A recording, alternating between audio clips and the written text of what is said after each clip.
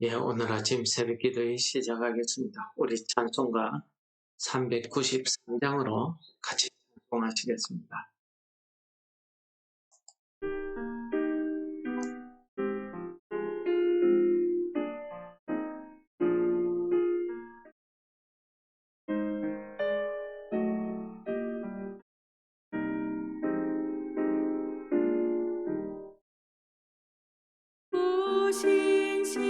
신실하신 주 내 아버지여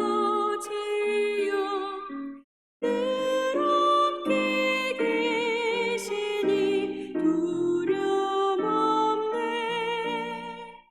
그 사랑 편찮고 날 지키시며 어제나 오늘이 한결같네. 신실하신 주, 신실하신 주, 날마다 자비를 베푸시며 일용할 모든 것 내려주시니 신실하신 주 나의 구주. 봄철과 또 여름, 가을과 겨울, 해와 달 별들도 다 주의 것. 만물이 주 영광 드러내도다. 신실한 주 사랑 나타내네.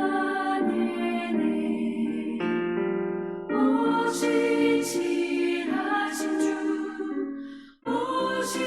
신실하신 주, 날마다 자비를 베푸시며 일용할 모든 것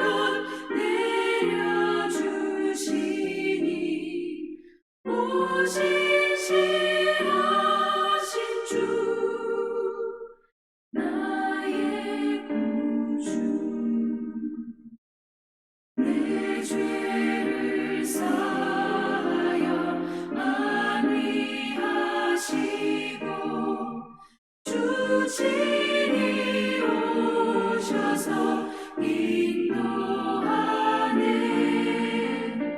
오늘의 힘되고 내일의 소망, 주만이 만복을 내리시네. 신실하신 주, 신실하신 주, 날마다 자비를 베푸시며 일용할 모든 것 내려주시니 신실하신 주 나의 구주. 신실하신 하나님 아버지 감사합니다. 오늘도 저희들에게 새 생명을 허락하시고 우리가 이 한날을 살아가는 동안에 신실하신 아버지의 사랑 안에서 살아가게 인도하여 주시옵소서. 우리에게 베풀어 주시는 모든 삶과 모든 생활 가운데서 하나님의 다스리심이, 하나님의 뜻이 우리에게 깨달아져서 하나님의 은혜에 감사하는 하루 되게 하여 주옵소서. 예수님 이름으로 기도드립니다. 아멘. 오늘 본문 말씀은 욥기 38장입니다. 1절에서 21절까지 봉독하고 은혜를 나누도록 하겠습니다. 그때에 여호와께서 폭풍우 가운데에서 욥에게 말씀하여 이르시되 무지한 말로 생각을 어둡게 하는 자가 누구냐? 너는 대장부처럼 허리를 묶고 내가 네게 묻는 것을 대답할지니라. 내가 땅의 기초를 놓을 때에 내가 어디 있었느냐? 내가 깨달아 알거든 말할지니라. 누가 그것의 도량법을 정하였는지, 누가 그 줄을 그 위에 띄웠는지 내가 아느냐? 그것의 주추는 무엇 위에 세웠으며 그 모퉁이 돌을 누가 놓았느냐? 그 때에 새벽별들이 기뻐하며 하나님의 아들들이 다 기뻐 소리를 질렀느니라. 바다가 그 모태에서 터져 나올 때에 문으로 그것을 가둔 자가 누구냐? 그 때에 내가 구름으로 그 옷을 만들고 흑암으로 그 강보를 만들고 한계를 정하여 문빗장을 지르고 이르기를 내가 여기까지 오고 더 넘어가지 못하리니 내 높은 파도가 여기서 그칠지니라 하였노라. 내가 너의 날을 아침에게 명령하였느냐? 새벽에게 그 자리를 일러주었느냐? 그것으로 땅 끝을 붙잡고 악한 자들을 그 땅에서 떨쳐버린 일이 있었느냐? 땅이 변하여 진흙에 인친 것 같이 되었고 그들의 옷같이 나타나되 악인에게는 그 빛이 차단되고 그들의 높이 든 팔이 꺾이느니라. 내가 바다의 샘에 들어갔었느냐? 깊은 물 밑을 걸어 다녀 보았느냐? 사망의 문이 내게 나타났느냐? 사망의 그늘진 문을 내가 보았느냐? 땅의 너비를 내가 측량할 수 있느냐? 내가 그 모든 것을 다 알거든 말할지니라. 어느 것이 광명이 있는 곳으로 가는 길이냐? 어느 것이 흑암이 있는 곳으로 가는 길이냐? 너는 그의 지경으로 그를 데려갈 수 있느냐? 그의 집으로 가는 길을 알고 있느냐? 내가 아마도 알리라. 내가 그때에 태어났으리니 너의 횟수가 많음이니라. 아멘. 예. 드디어 38장부터 하나님의 말씀이 시작되고 있습니다. 이 하나님의 말씀은 그동안 욥이 하나님 앞에 했던 그러한 내용들을 거의 다 담고 있습니다. 그러나 우리가 그 30부터 42장까지 이어지는 내용을 우리가 묵상해 보시면은 그동안의 욥이 알고 싶었던 건 무엇이었습니까? 하나님께서 내가 죄가 없다는 것, 내가 어렵다는 것을 인정해 달라는 거죠. 그 다음에 또 무엇입니까? 욥이 왜 고난을 받는지 그것을 말해 달라는 거죠. 이것은 우리 이 본문을 읽는 우리들도 그런 마음이 있습니다. 그 다음에 무엇입니까? 왜 이 세상에는 악인이 복을 받고 의인이 고통당하는지 그걸 이야기해 달라는 거죠. 근데 이런 부분에 대해서도 하나님이 말씀을 전혀 안 하십니다. 욥은 답답한 나머지 그가 사람이 하나님께 변론하기를 좋아할지라도 천에 한마디도 대답 못하리라. 그렇게 말을 했습니다. 신앙 고백했습니다. 그리고 자신의 부르짖음에 응답지 않는 하나님에 대해서 하나님께서 나를 고난 가운데 죽음 가운데 두시고 아무 말씀도 하지 않는다고 불평하기도 했습니다. 그리고 23장에서는 어떻습니까? 내가 앞으로 가도 그가 아니 계시고 뒤로 가도 보이지 아니하며 그가 왼쪽에서 일하시나 내가 만날 수 없고 그가 오른쪽으로 돌이키시나 볼 수 없구나. 도무지 하나님을 만날 수 없다는 것을 이야기합니다. 하나님을 만나면은 하나님 앞에 내가 호소함으로 토론함으로 자신의 이 어려움을 회복시키고 내가 왜 하나님의 그 고통을 받아야 되는지 하나님께서 변론해 주시기를 요청하고 있는 겁니다. 근데 하나님은 그런 문제에 대해서 전혀 대답지 않습니다. 심지어 하늘에서 있었던 일 뭡니까? 사탄이 욥을 참수해서 욥이 지금 고난을 받게 된 이 일에 대해서도 하나님은 일절 말씀해 주지 않습니다. 그래서 욥은 하나님께서 자신을 버렸다고 생각했습니다. 하나님이 내 모든 일을 알고 계시지만은 숨어서 나타나지 않는다. 이렇게 생각했던 것입니다. 그러면서 욥의 독백과 엘리후의 이야기가 끝나자 이번에는 하나님께서 말하기 시작합니다. 오늘 본문은 그때에 여호와께서 폭풍우 가운데서 욥에게 말씀하여 이르시되라고 지적합니다. 고대 사람들이 자연 현상을 통해서 두려워하는 것들이 여러 개 있는데 그 중에서 폭풍입니다. 폭우입니다.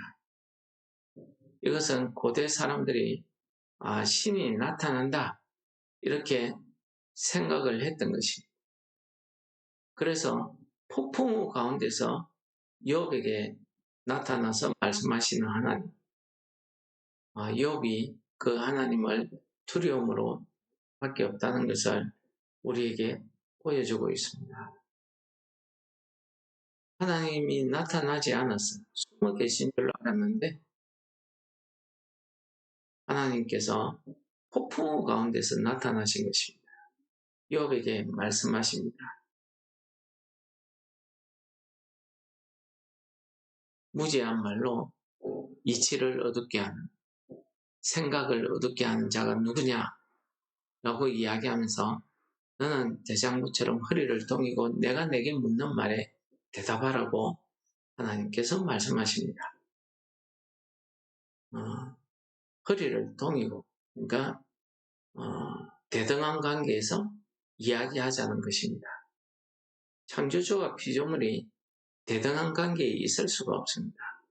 그런데 하나님께서는 욥이 하나님 앞에 서서 말할 수 있는 그런 기회를 허락하십니다. 하나님 입장에서 보면 아무것도 알지 못하는 피조물이 다 아는 것처럼 이야기하기 때문에 그런 겁니다. 하나님이 욥에게 하시는 말씀을 다 읽어보시면 아시겠지만 하나님께서 욥에게 하시는 말씀은 욥의 대답을 듣고 싶어서 하시는 말씀이 아닙니다. 욥을 가르쳐 주시는 것입니다. 하나님의 뜻을, 하나님의 그 놀라운 오묘한 그 창조 세계를 그것을 통해서 하나님이 욥이 누구인가, 자신이 누구인가를 깨닫게 하시고 하나님 앞에서 어떤 존재, 어떤 자세로 살아야 됨을 알게 하시고자 하는 것이 하나님의 마음이었습니다. 오늘 말씀해 보시면은 하나님께서 내가 땅의 기초를 놓을 때에 내가 어디 있었느냐? 라고 묻습니다. 이 온 세상을 창조할 때에 하나님께서 온 세상을 창조하신 인이라는 것을 깨닫게 하시는 것입니다. 너는 하나님이 창조할 때에 없었다, 아무 존재가 아니었다는 것을 알게 하시는 것입니다. 그런 많은 말씀을 욥에게 하고 있습니다. 마치 하나님은 집을 짓는 사람이 기초를 놓고 주춧돌을 놓고 이렇게 집을 짓는 것처럼 욥이 알 수 있는 그런 말씀으로 이 세상의 창조했던 그 일을 이야기합니다. 하나님의 이 창조에 대해서 오늘 7절 말씀에 보면 하늘에 있는 모든 별들도 하늘에 있는 사람들이 다 하나님의 아들들이 다 기뻐서 소리를 질렀다. 이 하나님의 창조 세계가 얼마나 위대하시고 그게 은혜고 복으로 피조물들에게 주어졌는지 하나님의 아들들이 다 거기에 기뻐 찬송했다는 것을 표현하시는 말씀이 되겠습니다. 그 다음에는 바다에 대한 이야기를 하십니다. 고대 사람들이 두려워하는 것 중에 하나가 또 이 바다입니다. 바다는 큰 풍랑을 일으키고 또 파도를 치기 때문에 바다에 나간다는 것은 목숨을 걸고 나아가야 되는 일이었습니다. 그렇기 때문에 사람들은 이 바다를 자기가 많이 두려워했습니다. 그래서 바다의 신이 있다고 생각하고 바다의 신에게 제사를 드리거나 하는 이런 일들이 비일비재했습니다. 우리나라에도 그런 역사가 있죠. 그렇듯이 이 바다는 아주 두려운 존재였습니다. 그 당시 사람, 오늘날 우리도 마찬가지입니다. 근데 7장에서 하나님 앞에 불평하는 욥이 그런 말을 합니다. 하나님, 제가 바다입니까? 바다의 괴물입니까? 이렇게 이야기합니다. 그런데 오늘 하나님께서는 그 두렵고 그 무서운 바다를 마치 아기가 태어나는 듯한 내용으로 우리에게 이야기해 줍니다. 바다가 그 모태에서 터져 나올 때 그것을 가둔 자가 누구냐? 내가 구름으로 그 바다의 옷을 만들고 흑암으로 그 강보를 만들고 바다의 한계를 정해서 파도가 여기까지 넘어오지 못하게 했다. 이런 말씀을 하십니다. 사람이 두려워하는 이런 것들을 하나님께서 만드셨다는 것입니다. 하나님이 지금도 다스린다는 것입니다.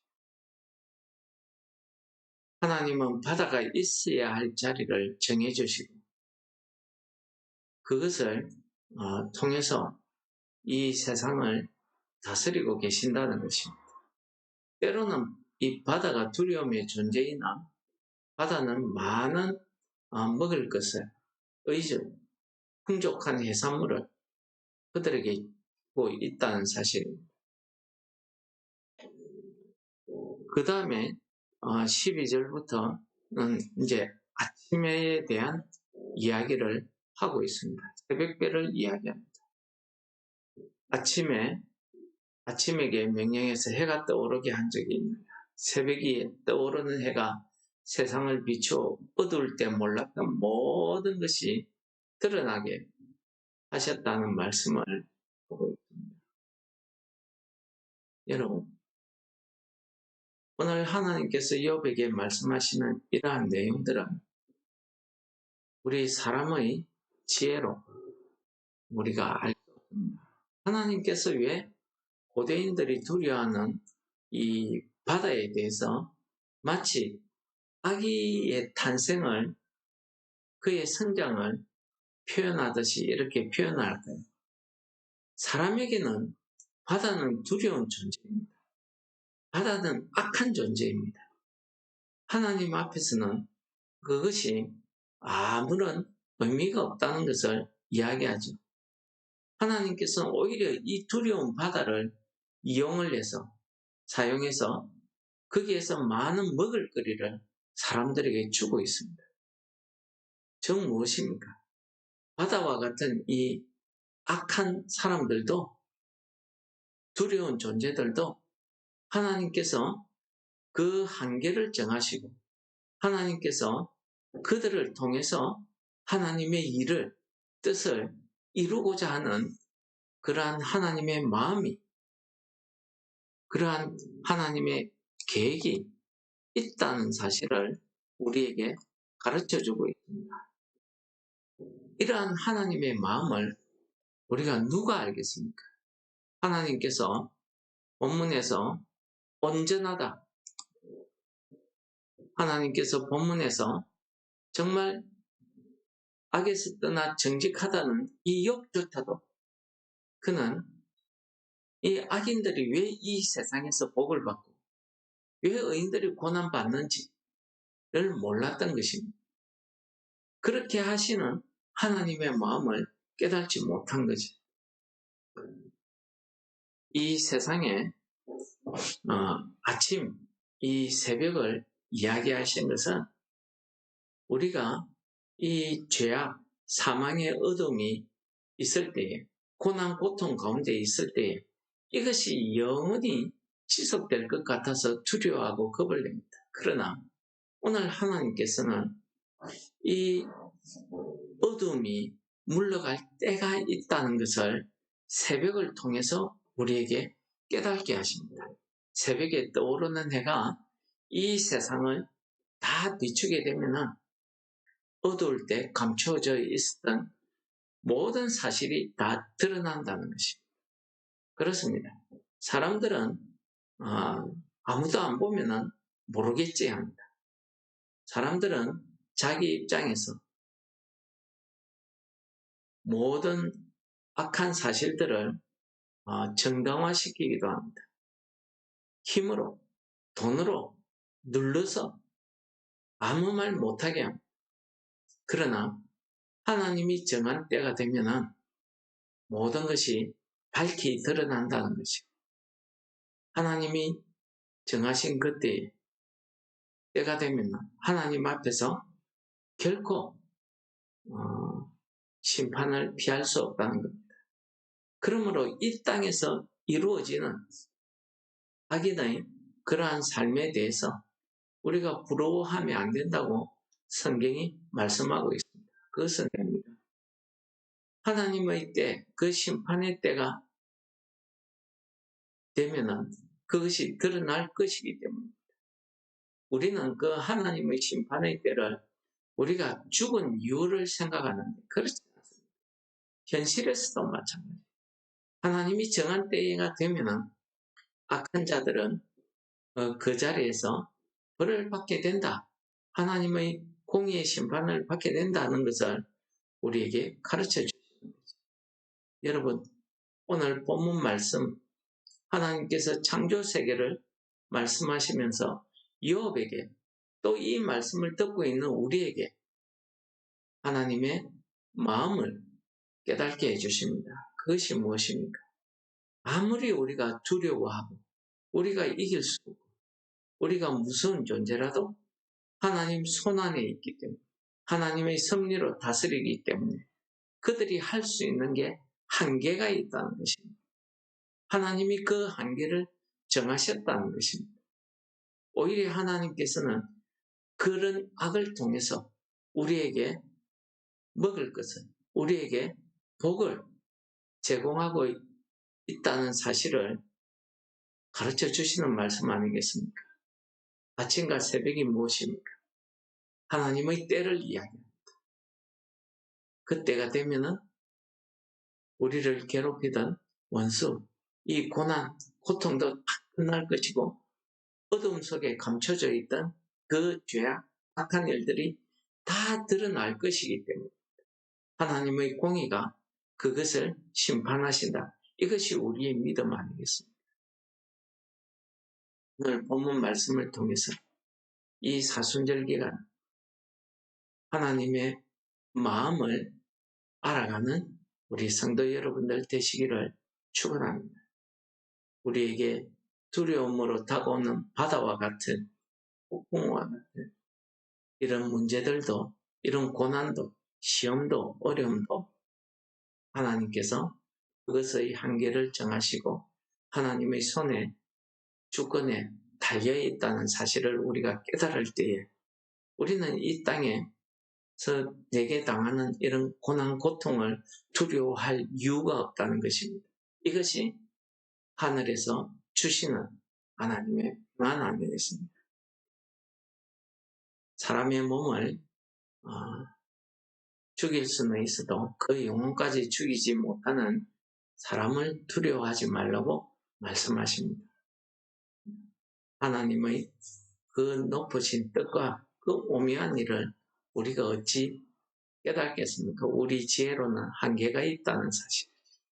그러나 그것을 깨닫게 될 때 우리 마음속에는 평안이 우리에게 된다는 사실입니다. 하나님의 때가 있습니다. 하나님의 그 때를 우리가 묵묵히 참고 순종함으로 기다리시는 우리 성도 여러분들 되시기를 축원합니다. 오늘 말씀을 기억하시면서 우리 같이 기도하시겠습니다.